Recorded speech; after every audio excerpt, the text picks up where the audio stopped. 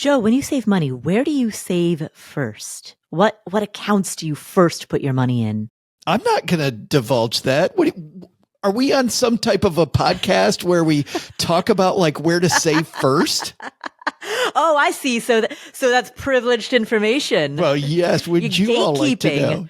Ooh, well, I would like to know. And we're going to get to that at the end of the show because one of our callers has that exact question. But that's not all that we're going to be talking about. We're also going to be hearing from Eugene, who has a $10 million net worth and a series of questions related to how to manage a high net worth.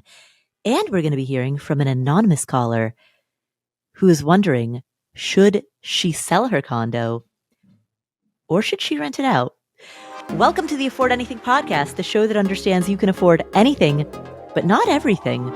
Every choice that you make is a trade-off. And that applies not just to your money, but to your time, your focus, your energy, your attention, to any limited resource that you need to manage. So, what matters most, and how do you make decisions accordingly? Answering these two questions is a lifetime practice, and that's what this show is here to explore.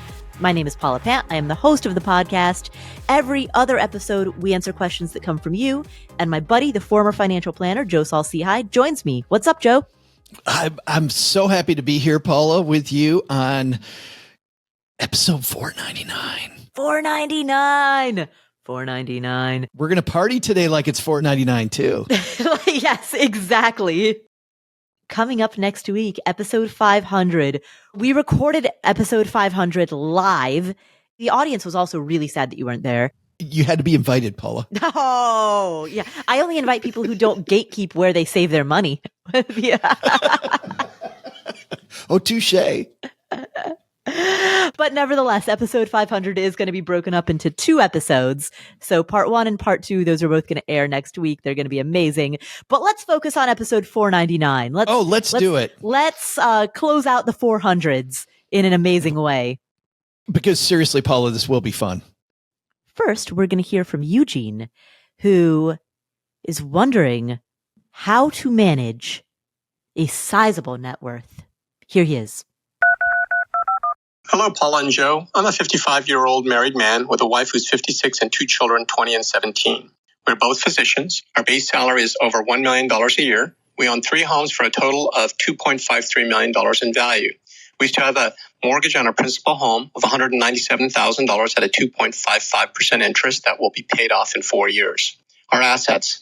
We have a joint taxable brokerage account of $1.14 million invested in index funds and a combination of 401k worth $3.5 million and Roth IRA plans worth $1.1 million for a total of $5.6 million in retirement funds.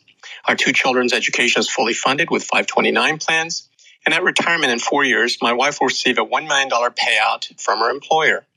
At age 60, we'll have a combined pension of $272,000 annually, which does not include the $1 million payout.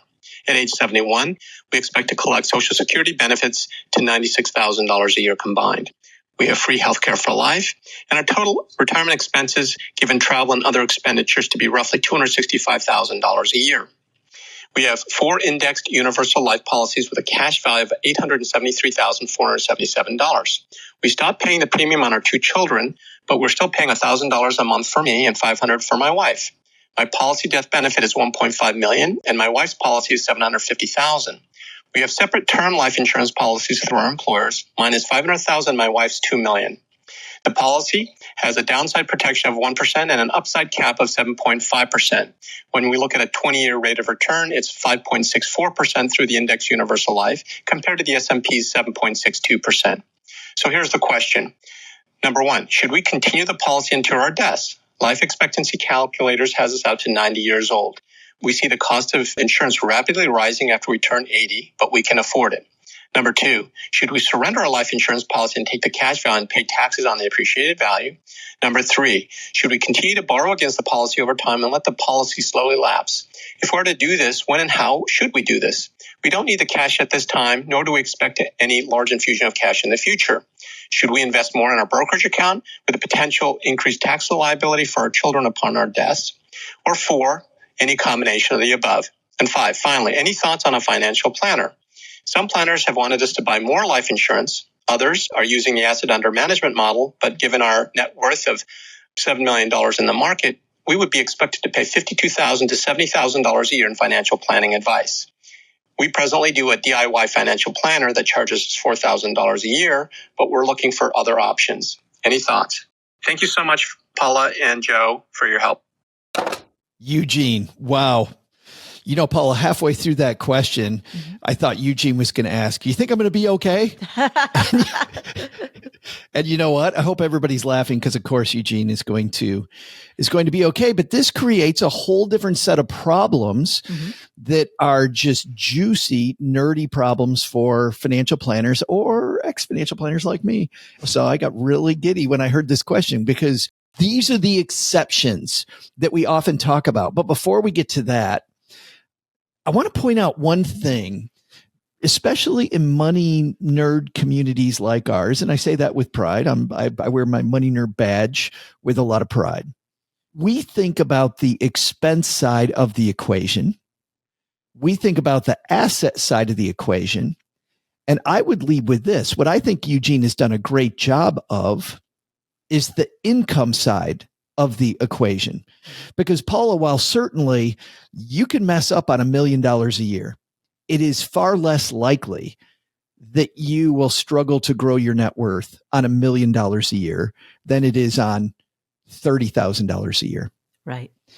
And often when I was a financial planner, I would meet wonderful people that were struggling with a budget that was super tight, with a wonderful appreciation for asset management and for putting money in the right place. But it was purely an income problem. It was 100%. You need to make more money.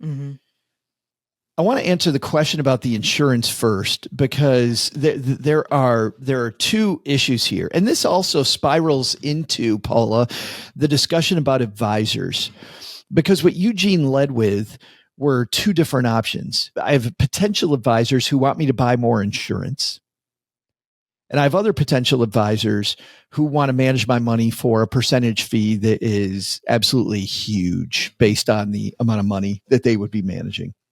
I don't think either one of those places, Paula, is where we start. If somebody comes in and they're like, oh, you need to buy more insurance, don't like that. Right. Somebody goes in and goes, hey, let's manage all your money. Don't like that either. What I like is this. An advisor first has to ask, where are we going? What's the mission? The biggest threat to Eugene's retirement and beautiful asset base that he has done a wonderful job with, the biggest threat to that during his retirement is a catastrophic illness, which will suck tons of money out of that asset base. So that is threat number one, especially since he has healthcare completely covered. So catastrophic illness, meaning long-term care issues, are the biggest threat. One solution that a lot of financial planners like is a life insurance policy that has a long-term care rider attached. And if he already has a life insurance policy that has that rider, or maybe could have that rider added to it, and he already has sufficient cash inside to float that policy, this might be a great use for those policies. So I'd want to talk about that. There are other thoughts going in my head, which is around legacy. Because Paula, with this asset base that Eugene and his family have accumulated, I want to know what he thinks about that money beyond his lifetime. And we do that by weighing long-term care versus what would you want to do with the asset base if you weren't around, which is going to be the second half of my answer around the life insurance. But the first thing you always should do while you're saving is think, what is the threat? You know, how do I make sure that if something bad happens to me, that this doesn't derail my plan? And you see people that have very little difference between money coming in and money going out. The first thing they cut is insurances. Sadly, that's the thing that you can't cut. Eugene would be better off cutting insurances than somebody who's very, very close to the vest and just starting out. Because for that person who's very close, Paula, it could ruin everything. Right, right. Whereas when you have sufficient money, you can self-insure. Absolutely. Yeah. Now, my assumption is that part of the life insurance, and this is purely an assumption on my part, Eugene has not stated this, that part of the motivation may be estate planning related. Let's start off here. The United States has a federal estate tax that starts at 18% and very quickly goes up to 40% of an estate.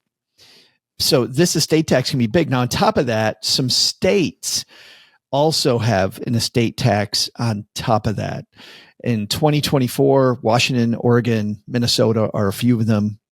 You can use the Googler to find out if your state is and exactly what it is. But this estate tax could be a problem. But for 99% of it, it's not. But it really is neat, Paula, to see how this system works. So the estate tax starts off with the first dollar. However, every person who's a U.S. citizen gets this ticket. And this ticket is kind of like, the get out of jail free card that you get when you play Monopoly. Mm-hmm. This is a get out of estate tax free card that you get. And in 2024, that number is 13.61 million. Mm-hmm. Now, for a lot of people, they think, well, I'm not there. And certainly Eugene probably, when he just looks at his properties and his assets, he's not there. But you throw in this $1 million payout his wife's gonna get, he's even closer. And guess what else counts, Paula? The death benefit on those life insurance policies counts toward your estate. And all of a sudden, $13.6 million is get out free ticket. He's close to $12 million. Mm. Now you still think, okay, the average person driving down the road listening to this is going, okay, well, he's still $1.5 million away. Yeah, well, this money is going to grow and compound over time. With his healthcare covered and the pension coming in, he could have very liberal spending, Paula, and I'm fairly certain his asset base is still going to grow, even as he's spending. I'm confident that if he lives to 90, he's going to have significantly more than 13 million. Huge. And that number will go up, but I don't think it's going to go up faster than he's growing it. So we do have to prepare for him for an estate tax. He and his spouse can set up a 2-trust system to make sure they take advantage of both of their full tickets, to use my verbiage, right? Their 13.61 million ticket. So let's say Eugene dies first. The first 13.6 million goes into Eugene's trust to lock down that they fully use his ticket. And then his spouse now controls the rest of this. This is called an A-B trust situation.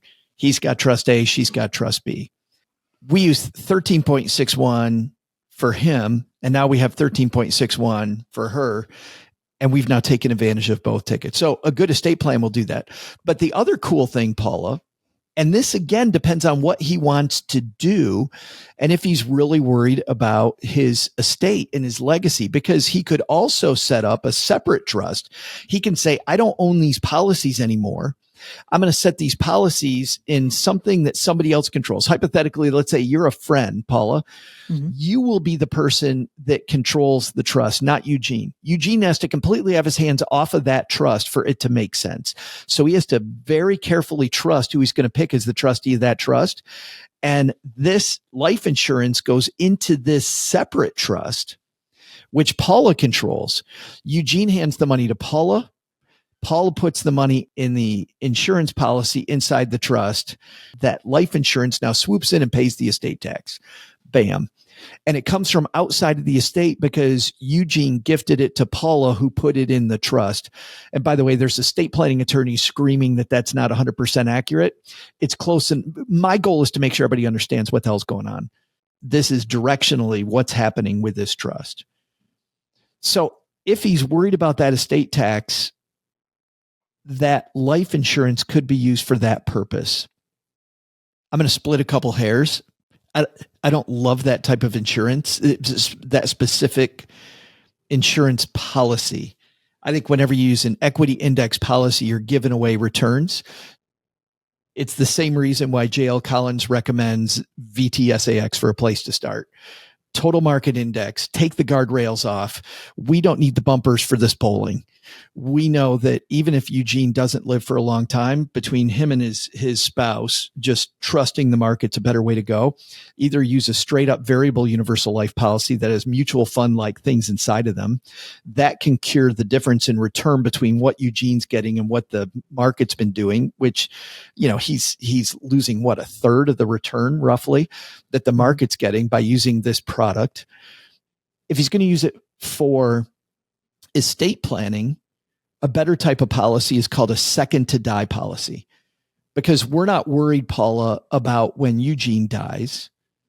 We don't care if it pays then, because you've got that two trust system set up, right? A second to die policy only pays out when the second person dies. It's generally a cheaper cost of insurance because, Paula, if it's you alone, they're going to use your actuarial table. Mm-hmm. And we don't know. The actuaries don't know when you're going to pass away. But if you have two people, two lives, there's a significantly better chance one of you is going to have some longevity. And for that reason, actuaries can back down the cost of the policy and make it better. That's a long way of saying that I think there's some significant questions that need to be answered first. What do I worry about the risk of long-term care? What do I worry about my legacy? What's the direction I want to go with my estate? What's my spending going to be like in retirement? And once I answer those questions, then I go chicken or egg, right? with these life insurance questions. It's an exciting financial planning question. It's a great place to be, but I don't like either one of these two advisor options that he's looking at right now, because I wouldn't lead with either one of those. What would you lead with? I would lead with specifically, what are my goals during my lifetime for me and my family? And how do I want to spend money? How do I make the best use of this money during my lifetime? Is there going to be more money that I can spend? You and I both agree, maybe. Mm-hmm. Are there bigger opportunities in my community that I want to support? What are the ideas I have around charitable giving or around legacy planning for my family? And then how am I going to handle a long-term care stay if it happens? How do I feel about that? Would I rather self-insure, or do I want to give it to an insurance company? And then I look at what you already have, the products you're already invested in. And then I look at the things that are out there. And I think then once I have those, Paula, it's a much easier decision of what do I have that works and what should I get rid of? And this new information I have about this new investment option, does it actually fit my goal?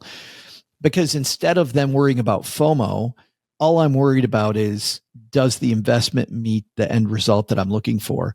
And the cool thing, Paula, is that instead of wondering whether an investment was a good idea or not and second guessing yourself all the time, the only thing you're wondering is, will my money be where I need it, when I need it, doing the thing I need it to do?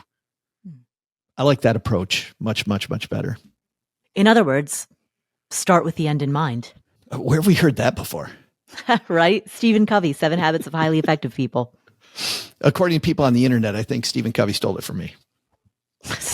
Because I quote it so often, people are quoting me, and I'm like, no, it's not me. It's not me. That's Mr. Covey.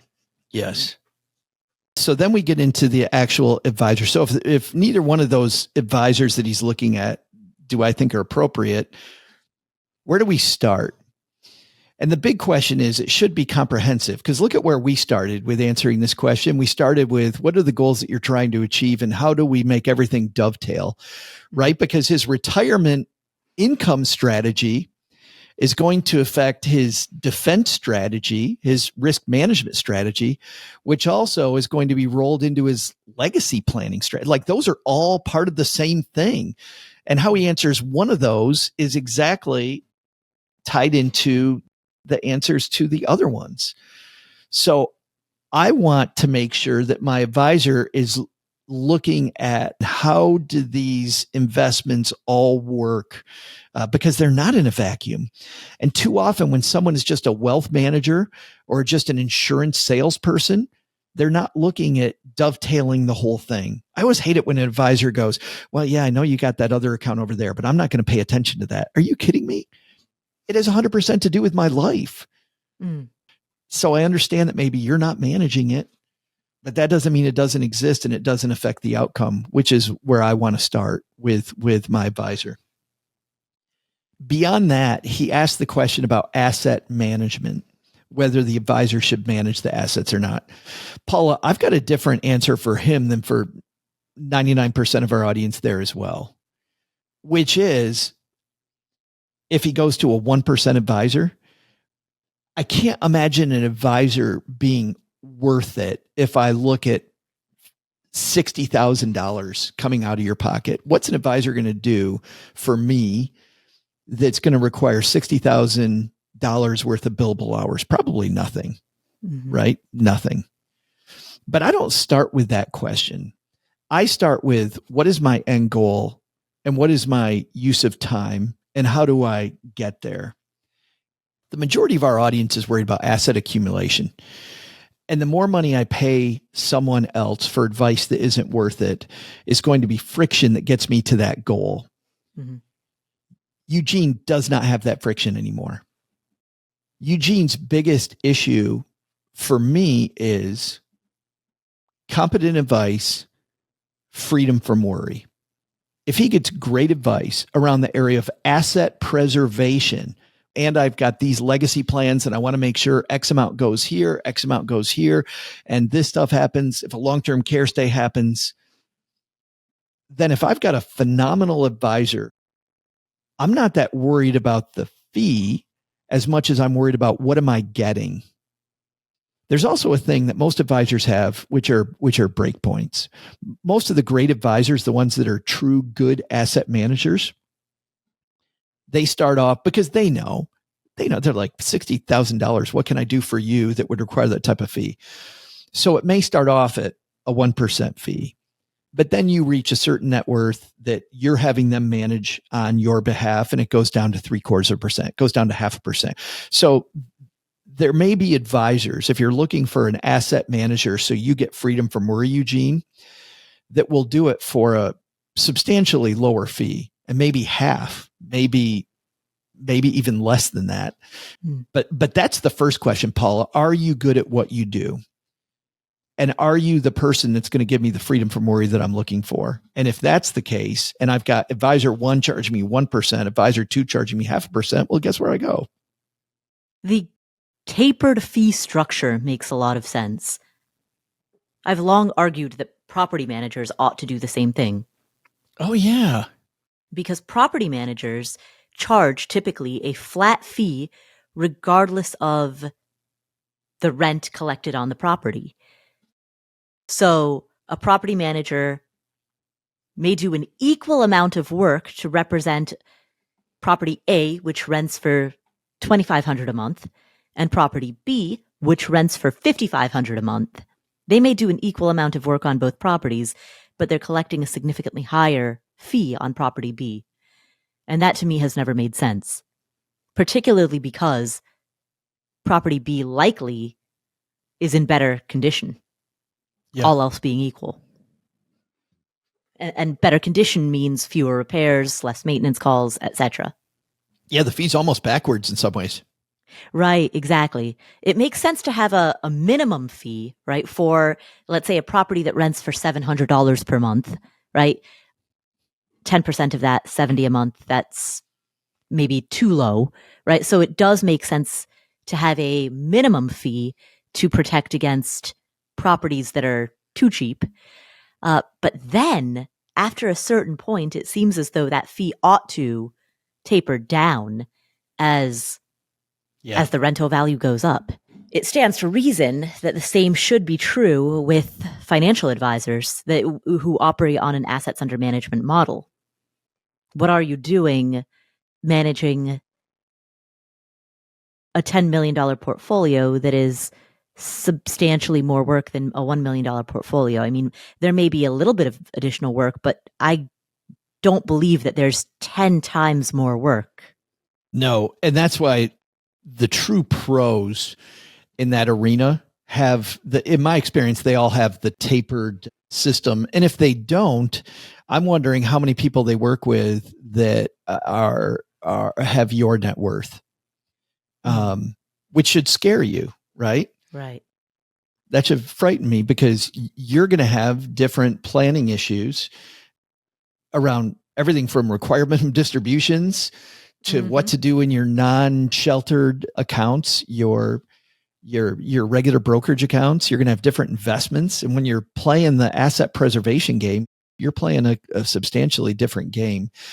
And an advisor that's not managing money for people that are playing that game, they're managing money for mostly people in the asset growth game, aren't going to have a clue what the right investment strategies are for somebody who's trying to hold on to a portfolio, have it create an income stream, not get taxed to death on that income stream, and then grow it after all of those things. When we're first starting off, it's good to start off with save here first, save here second. There are, deal with your risk management situation this way. You get to Eugene's level, the thing to do is to make sure it dovetails, and that is around what you're talking about, Paula. Thank you, Eugene. Yes, thank you, Eugene. So we're going to get to Nandini's question, which is about where do I save? What accounts do I save into? But before we do, we're first going to hear from an anonymous caller who is wondering, should she sell her condo or should she rent it? And Joe, we name every anonymous caller. Do you have a name for this one?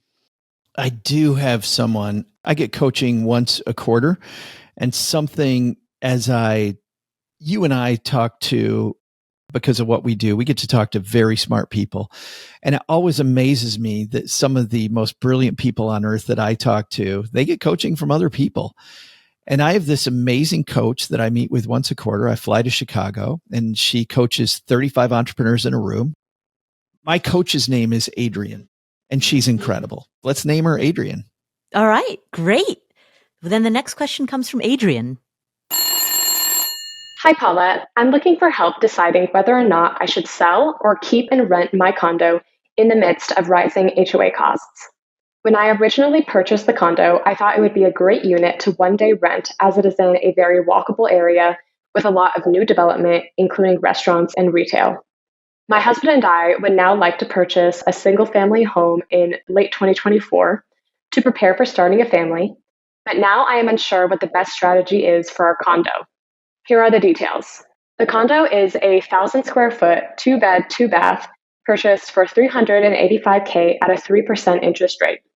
My current mortgage payment is $1,420 with $265K left on the mortgage.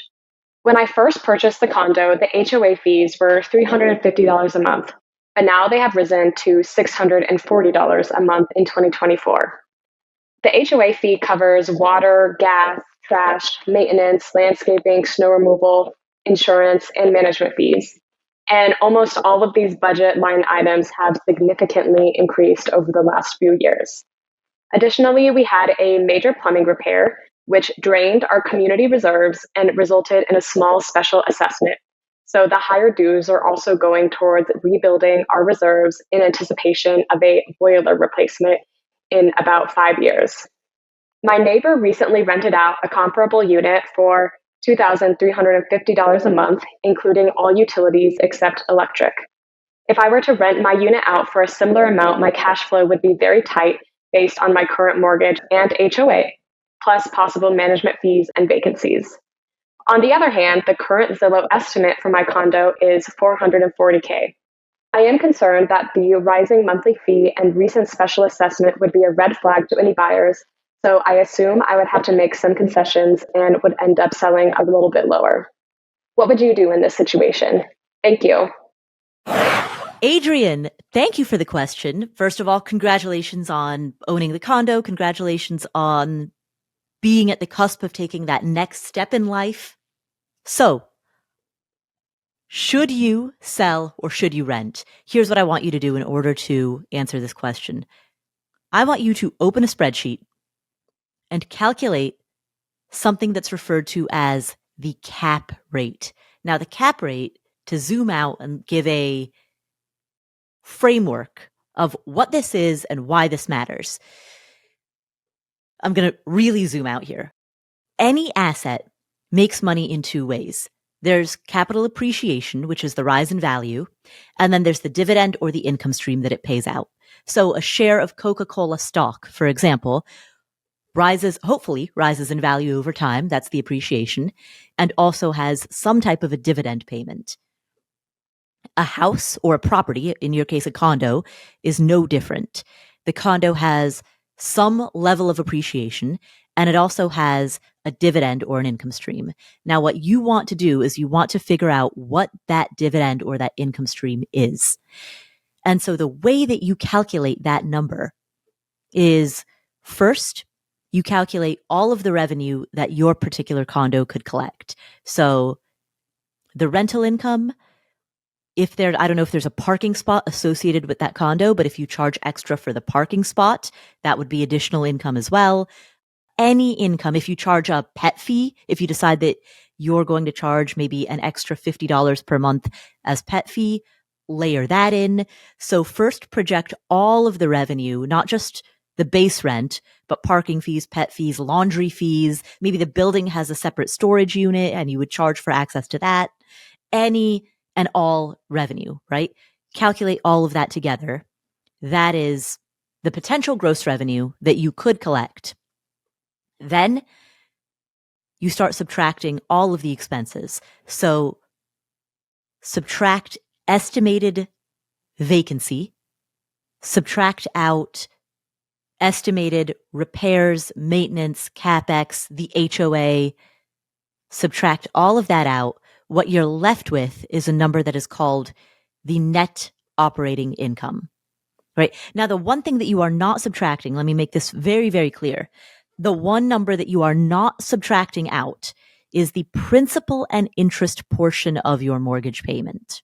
That does not go into the formula, and we'll talk about why in a moment. You will subtract out the insurance costs on the condo. You will subtract out the property taxes on the condo, but the financing, the debt financing, the principal and interest portion, that does not get subtracted, right? So you take the revenue minus operating expenses equals net operating income. Net operating income divided by the purchase price of the property, the price that you paid for it, that number expressed as a percentage is your cap rate. Now, the reason that you want to calculate this cap rate is because you want to find out what type of unleveraged return you would be getting on this condo. And to figure out that unleveraged return, you look at the cap rate. That cap rate is the equivalent of the dividend that you are collecting, right? And that dividend plus your estimate for capital appreciation, those two together constitute your total return. So for example, let's say that your cap rate ends up being 5%, and you also estimate that over time, the condo will rise in value by, we'll say 4% per year. That means that your unleveraged total return would be 9%. That would be 5% as the dividend that you're collecting, plus an additional 4% as your estimate for appreciation. There will likely be a range. As you're making these estimates, you're going to estimate a range for what you think the repairs, the maintenance, the capital expenditures, the vacancy, possibilities for capital appreciation, maybe 3%, 4%, 5%. Don't conflate precision with accuracy. You might calculate a worst case, best case, and medium case scenario, but you want to calculate this range of what you think the unleveraged return will be. And then take a look at that return and ask yourself, is that a return that I want relative to the amount of risk that this condo carries? And when I say risk, I'm talking about the risk of vacancy, the risk of high levels of turnover, the risk of multiple calamitous repairs in quick succession such that the CapEx becomes greater than your cash reserves can float. Those are the risks that you face. So what are the returns relative to the risks? And based on that, you know whether or not this is an investment that's worth holding. And you'll also know whether or not it's worth borrowing money at whatever percentage your mortgage is You'll also know whether or not it's worth borrowing money at X% in order to obtain a total return of Y%, right? But you need to calculate cap rate in order to answer those questions. Fabulous. I love any time that we'll make these decisions based on math. It's truly an emotional place where you are. I have this condo. A lot of people answer that through an emotional filter system. Right, exactly. And, with something like the HOA fee, right, that is a much maligned fee. People hate paying high HOA fees, but you never hear the same level of discussion about the fact that, as she stated in her question, the fact that people who own single family homes that are not HOA governed, so homeowners who do not have HOA fees, they often pay higher property tax rates, higher insurance rates, higher water and sewer. Right. Water, sewer, trash, electricity. Exactly. Right. Those fees go up.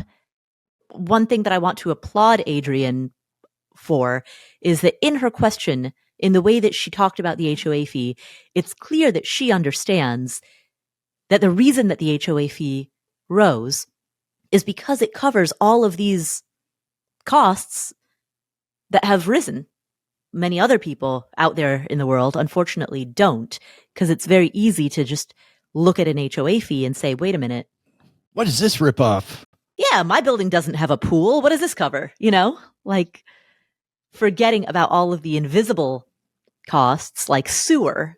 It seems like you might be able to know if your HOA fee, if they are taking maybe more than what you would want by looking at comparable people in the neighborhood. Because I believe if it's a municipality that's managing these systems, I should be able to know what these individual rates are and do kind of another back of the envelope calculation. Right. But in a condo building, you also have common areas. There are elevators that need to be maintained. And when you get out of the elevator, there's a hallway, and that hallway has to be air conditioned. It has to be heated. It has to be cleaned. It has to be occasionally repainted. It has light fixtures that need to be changed out. I'm not saying it'd be 1-to-1. Right. I'm just saying I can list these things that I get for myself, and then I can think about those common areas and whatever and go, okay, yeah, I can totally see this fee. Or I can go, what the heck? And then I've got some interesting questions to ask the homeowners association. How does this break down? What's this for? Well, HOAs always publish their budgets. Any homeowner who pays an HOA fee can get a copy of the HOA budget. So you don't even have to do the math. You can just ask for a copy of the budget. Even easier. As much as people like to fixate on HOA costs, people often don't give that same level of attention to utility costs. And utility costs rise. That's just what they tend to do over time. You heard it here first, people. Adrienne, to go back to your question, calculate a range of cap rates, calculate a worst, best, and middle case scenario based on your assumptions around all of these various operating expenses. And then add that cap rate to your projection of how much you think that the property value will rise through market-based appreciation. And that's your unleveraged total return, which is just a fancy way of saying if you held the place in cash, if you held the place free and clear, that's what the return would be. And by the way, the reason that I'm saying that, you said something in your question that raised a little bit of a red flag for me. It's when you said that your cash flow after paying your mortgage and everything would be negligible. Obviously, you want the cash flow to be positive. A lot of investors set a goal of $100 per door. For a lot of investors, that's their goal when they're going out and trying to find a property. And that's because they understand that a lot of the return comes from principal pay down. You're getting tenants to pay off the mortgage. Therefore, you're growing equity and growing your net worth. And that's coming out of the rent that you're collecting. You are getting, over time, higher and higher rent. Rent tends to rise at the rate of inflation, but your mortgage, if it's a fixed rate mortgage, stays the same. So that delta increases over time, right? So you're getting increasing revenue on fixed debt, on a fixed debt expense, right? Like investors understand that the financial benefits of owning a rental property are not necessarily reflected in the cash flow in year one.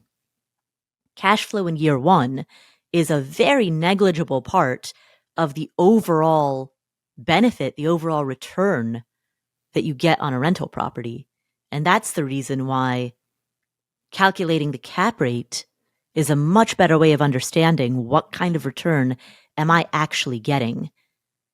What kind of return does this asset yield if it were to be held free and clear? And once you know that, then you can decide, does financing at this given interest rate justify this other given return that I'm receiving?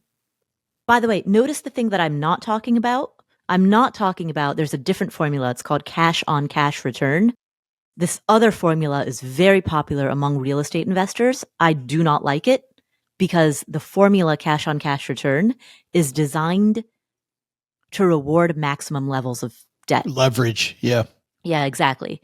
The formula of cash on cash return asks the question, what kind of return am I getting relative to the amount of my money that I've put into the deal? I hate looking at it like that because when you look at it through that framework, you are necessarily setting yourself up into a question that rewards putting the least amount of your money into the deal, meaning borrowing the max, right? If you put $0 into the deal, your returns would be infinity. And you should be inherently suspicious of any formula that tells you that your returns are infinity. So I am not a fan of the cash on cash return formula. I'm a huge, huge fan of the cap rate formula, where you understand, if I held this free and clear, what would the returns be? And you can evaluate the asset itself absent of any financing considerations, right? And once you know that the asset itself is a good deal or a bad deal, meaning does it have a good risk-adjusted return or not relative to the amount of risk that that particular asset holds, vacancy risk, tenant risk, etc., then you can make a financing decision. But I like the idea of evaluating the asset itself inherently first before you then turn your attention to financing. That's the reason that I'm a huge fan of cap rate, and also the reason that I despise is maybe too strong of a word, but really, really dislike the cash on cash return formula. So, Adrian, there's your answer. Ta-da! I couldn't have said it better myself. You ran with Eugene's question about insurance products and choosing a financial advisor. So it was my time to run with Adrian's question around, should I sell or should I rent? Yeah, I feel like we're handing off the baton today. And when I say I couldn't have said it better myself, I totally mean I couldn't have said it. I couldn't have said any of that.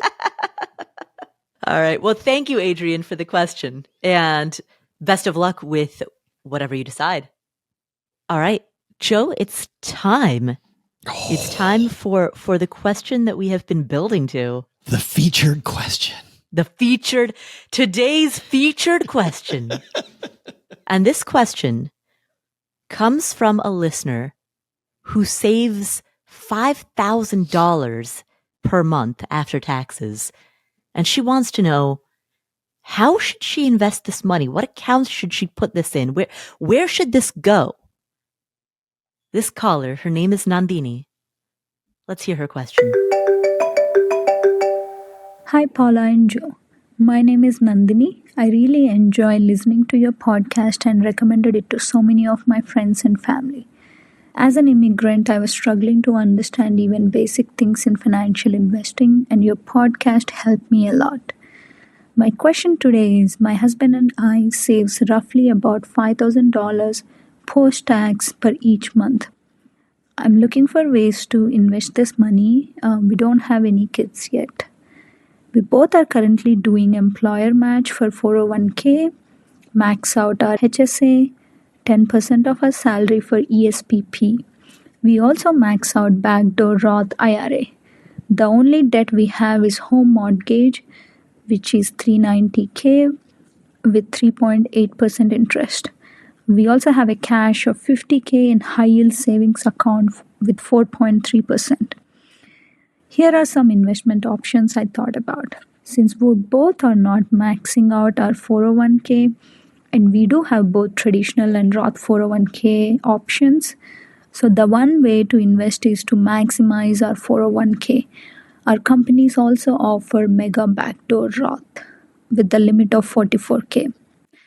The second option is to invest in index funds or mutual funds, but since we both are very busy and not able to spend a lot of time in research of funds, we are thinking of picking some easy index funds like S&P 500 and invest monthly.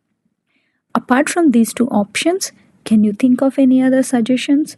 I appreciate both of your valuable input on this. Thank you. Nandini, thank you for the question. This is such a good question. And I want to take a moment to expand this to everyone who's listening, because fundamentally your question is, I'm saving money. Where should it go? I'm saving money. Should it go to a 401k? Should it go to a mega backdoor Roth? Should it go into a taxable brokerage account? So much of personal finance fundamentals focuses on the step that you're already doing, which is saving. And by saving, I mean having a gap between what you earn and what you spend, right? You're already saving $5,000 a month. You've got a gap of $5,000 a month between income and expenses. Fabulous. Right? That is incredible. That is so great. So much of personal finance focuses on encouraging people to do that without ever addressing the follow-up question of, what do I do with that money? And that's why I love your question. So let's talk about what to do with that money. First of all, you're maxing out your health savings accounts. Both you and your husband are maxing out your health savings accounts. Incredible. Amazing. Keep doing that. Don't stop. The reason for that is because health savings accounts, HSAs, have a triple tax benefit. You get a tax benefit on the money that goes into the account. You get a tax benefit on the money while it's in the account. And then you get a tax benefit on the money when you spend it. So triple tax benefit. Health savings accounts are absolutely fantastic. Love it. The next thing that I would say is I love the fact that you are totally debt-free other than a mortgage that has a very, very reasonable interest rate. I love the fact that the money in your high-yield savings account is earning an interest rate that is higher than the interest rate that you're paying on your mortgage. How cool is that? Like money in a savings. Can we pause and think about what that means for the society that we live in? What that says about how quickly inflation has risen and how quickly interest rates have gone up as a result, that a person can have a mortgage rate, a fixed rate mortgage that is at a lower interest rate than the money that's in their savings account, right? Wow. And I'm sure that there are thousands of people who are listening to this who are in the same spot, where money in your savings account, money in a high yield savings account, is making money at a higher rate than your mortgage interest rate. It's incredible. It's a strange time in history. Yeah, it is. It is a unique time in history. What I would recommend for you is to maximize any type of Roth account that you can access. So you talked about two different types. You said that you have access to a Roth 401k through work, and you also have access to a mega backdoor Roth. Also through work. Yeah, also through work. I would put as much money into Roth accounts as possible. And the reason for that is, although you do take the tax hit now, all of your gains, your capital gains, your dividend income, every gain grows tax exempt. And if you think about the power of compounding over the decades and the power of growth over the decades, That is an incredible amount of money that grows tax exempt. So the more money that you can put into a Roth account, assuming that that money is invested for the long term, that money is going to be there for decades and decades to come, you pay essentially a small fee right now, that fee being your current this year's tax bill, in order to have decades and decades of tax exempt growth. It's an incredible opportunity. So make the most of that. I love the bias toward the Roth. Mm-hmm. And I love that second piece after the HSA is 401k. And I also like that for people starting out to the employer match, because if you're just beginning, the employer match it's free money. And even if you have goals that are different than for retirement, I would never give away free money. So always put money in the 401k up to the employer match. You're going to need that money anyway. If you have any type of financial independence goal, it's a great idea to backfill, meaning look at the later years of your life first and make sure you're going to be secure in those later years. So if you're in your 20s, you're starting out, let's make sure you're going to be fine in your 90s. Let's put some money toward that so that your freedom from worry, you're able to move forward. And then over time, then it'll be that you're safe in your 80s, then your 70s, then your 60s, then hopefully your 50s that you're safe, right? But I like this idea of backfilling, because the more you have a bias toward not just the Roth, but also toward your long-term goals versus the short-term stuff, then your money gets to work for you. I think I first read about this in Rich Dad, Poor Dad, Paula. The idea that your money is like another you that takes its lunch to work every day.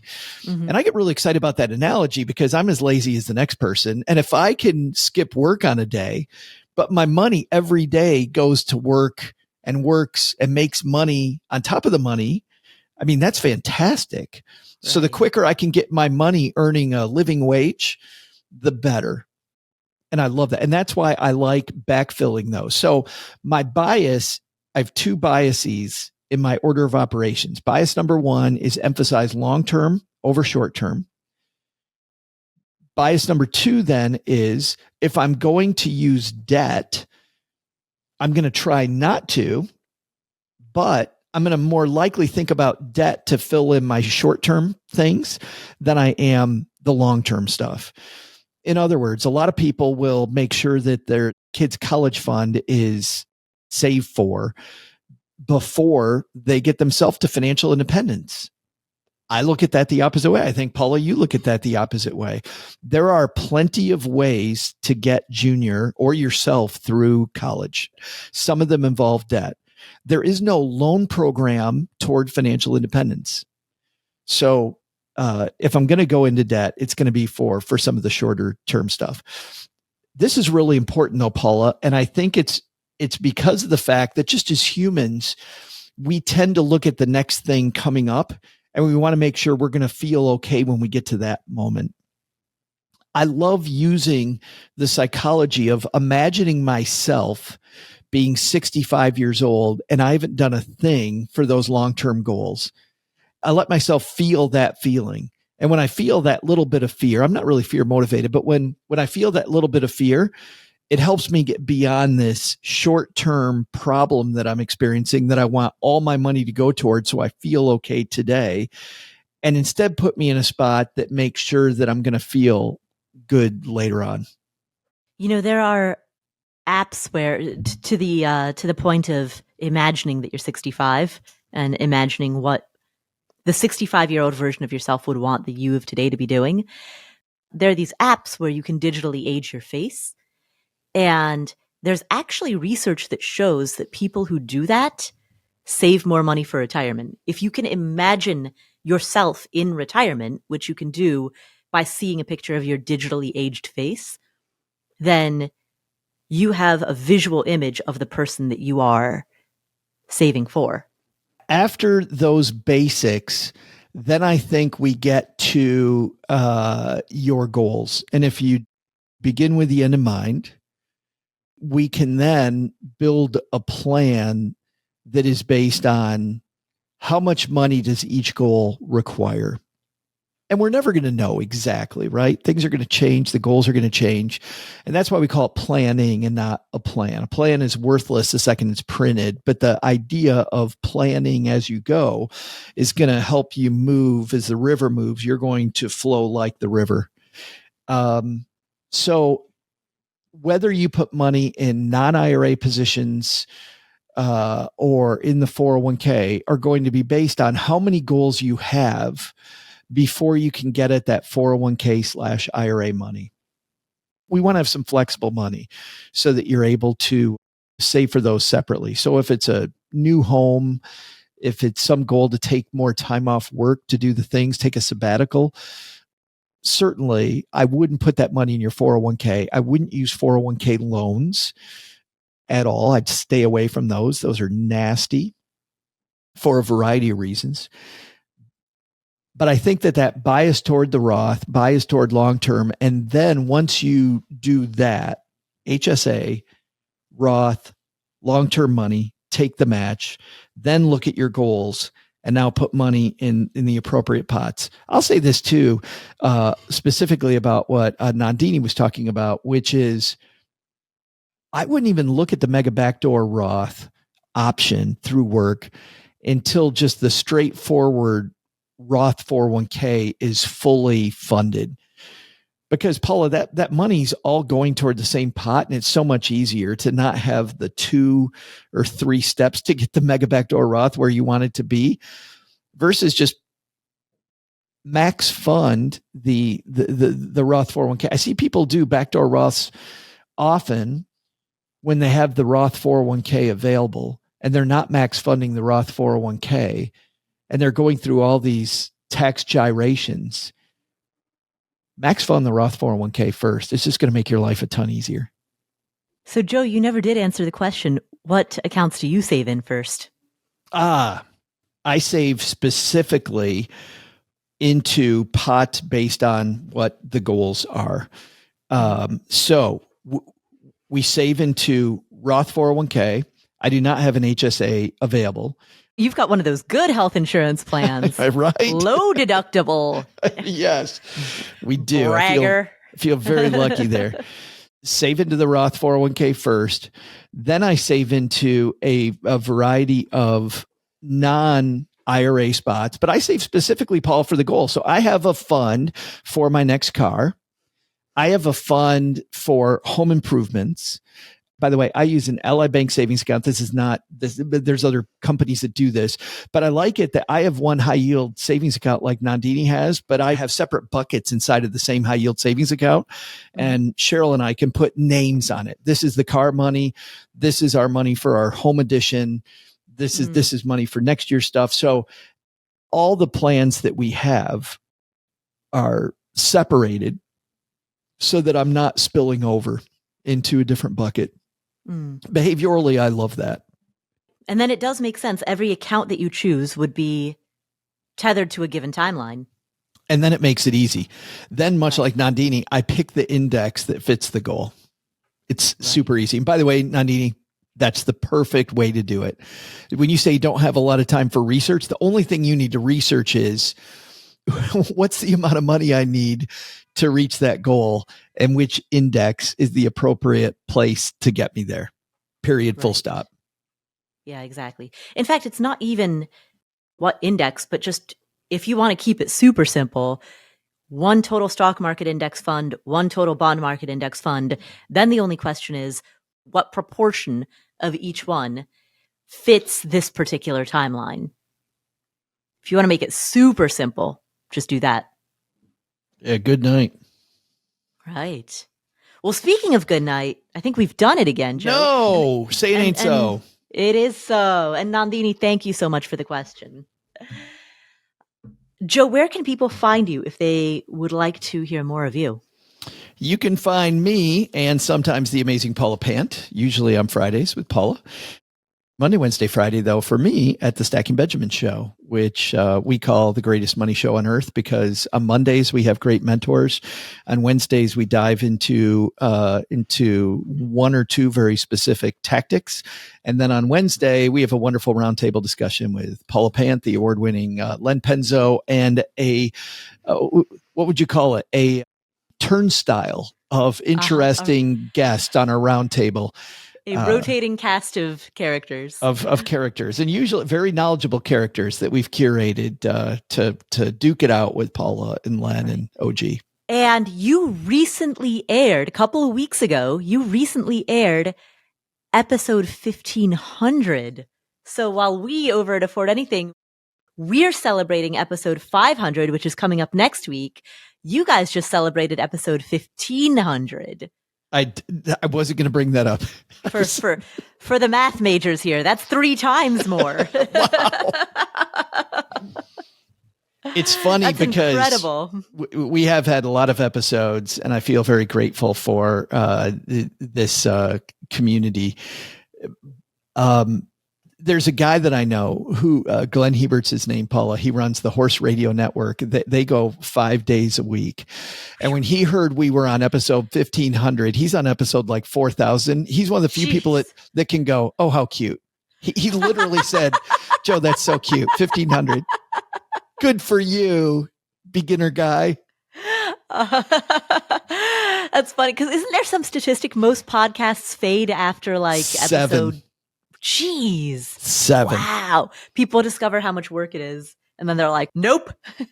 They just nope out of that. It blows me away how much work it is. Doesn't it blow you away? Yeah, it's great work. I love it. But there's a lot more behind the scenes than anybody would expect. Yeah, absolutely. But I am like thrilled that you hit episode 1500 and we hit episode 500 in the same month. So April 2024 was the month of Afford Anything episode 500, Stacking Benjamin's episode 1500. I feel like there's got to be some, the stars align. Well, you're celebrating at a comedy club. And I said this before we started. We did our comedy club tour. So again, Paula, how cute. That's for our episode 1000. We celebrated with a lot of different podcasters and heard from a lot of different voices from the personal finance community, which I was grateful for. This 1500, people want to go back and listen. You, Len, and OG, and Doug and I just talk about all the years of Stacking Benjamin, some of the funny stories from the past. And we have stackers that call in and that have called in and tell us how their life has changed because they've listened. So we go back and forth between the history lesson of how was the show made? How has it changed? A comedy of errors that we've done along the way. And just all along the way, how hopefully, much like the Afford Anything show, that we're hopefully helping people change lives. Well, I would love to hear from afforders. Afforders, please call in and tell us, affordanything.com/voicemail. Call in and tell us what the show has meant to you. And we will, we've already recorded episode 500, so it won't air for that episode, but I would love to play that on a future episode. All right. Well, thank you so much for tuning in. This is the Afford Anything podcast. Make sure that you're following us in your favorite podcast playing app so that you don't miss episode 500. And I'd like to give a warm embrace to episode 499, which is this one, and all of the 499 episodes that have come before it. Goodbye to the 400s. It's been amazing. It's been real. So excited to enter into the 500s. Again, make sure you're following us in your favorite podcast player. While you're there, please give us a rating and a review. Recommend us to your friends. And I'll see you next week. I'm Paula Pant. I'm Joe Saul-Sehy. And we will catch you in the next episode.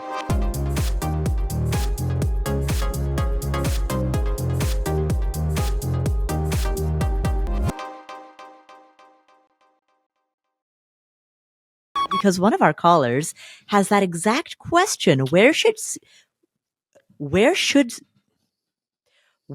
she save first? That is really hard to say. Where should she shave seashells? Stop at the seashore. Where should she? If It's she like shaves, she shall. I bet she short. Worcestershire. Worcestershire. The sauce, the Worcestershire. Worcestershire? Worcestershire. Where should she shave first?